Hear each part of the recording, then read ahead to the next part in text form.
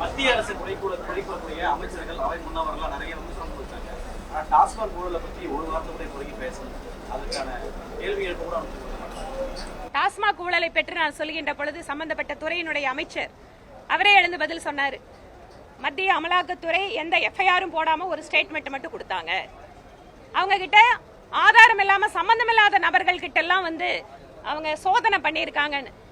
அவங்க ஏதோ அவங்களுக்கு கிடைச்ச ஆதாரங்களோட அடிப்படையில சோதனை நடத்தியிருக்காங்க. ஒருவேளை சம்பந்தப்பட்ட நபர்கள் எல்லாம் அவங்களுக்கு தான் தெரியும். அதனால சம்பந்தப்பட்ட நபர்கள் யாருன்னு அவங்க தைரியமா சொல்லட்டும். சோதனை நடத்துறதுக்கு அமலாக்கத்துறை ரெடியா இருக்கும்.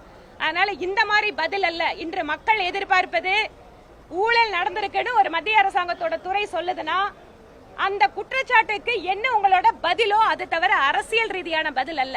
மக்கள் எல்லாத்தையும் பார்த்துட்டு தான் இருக்காங்க. அதனால் இன்று நான் பேரவையில அந்த கொஸ்டினை எழுப்பியிருக்கேன். அதற்கான பதிலையும் அவர் கொடுத்திருக்காரு. பார்ப்போம்.